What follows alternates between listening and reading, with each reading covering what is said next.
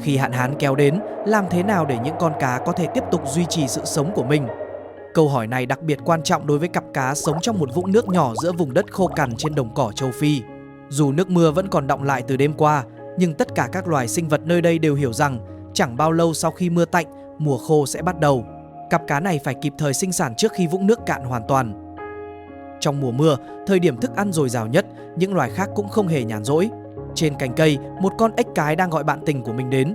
Cả hai dành trọn một đêm, dùng chất nhầy do cơ thể tiết ra để tạo nên những cụm bọt trắng xốp như mây. Những khối bọt ấy chính là phòng sinh sản của trứng ếch.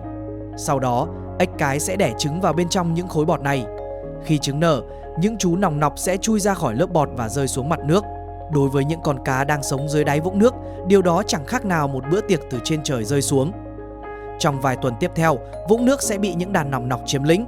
Nhưng trước khi nước hoàn toàn biến mất, chúng sẽ kịp biến thành ếch con, rời khỏi thế giới nước để bắt đầu cuộc sống trên cạn.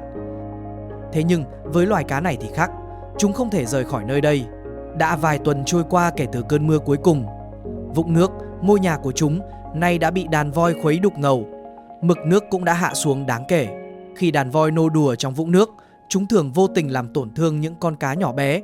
Một con cá bám trên đầu voi dường như đã cảm nhận được điều gì sắp xảy ra. Cuối cùng, khi một đàn chim khát nước bay đến, ngôi nhà của loài cá đã hoàn toàn biến thành một vũng bùn. Giờ đây, chúng ta không còn nhìn thấy bóng dáng của chúng nữa. Khung cảnh trước mắt đã cho chúng ta câu trả lời.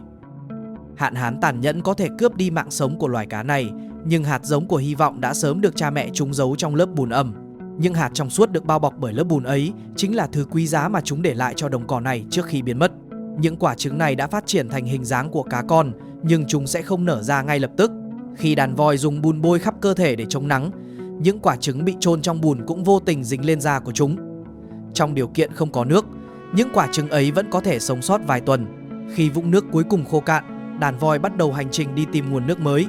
Những hành khách nhỏ bé bám trên mình voi sẽ được đưa đến vũng tiếp theo. Khi đến nơi, da của đàn voi lại trở nên ướt át trong dòng nước mới. Và lúc đó, thế hệ con của loài cá này cuối cùng cũng đến lúc nở ra. Dù khi ra đời, chúng không có cha mẹ bên cạnh, nhưng trong thời khắc sinh tử, cha mẹ của chúng đã gửi trọn toàn bộ trí tuệ sinh tồn vào những sinh linh bé nhỏ ấy.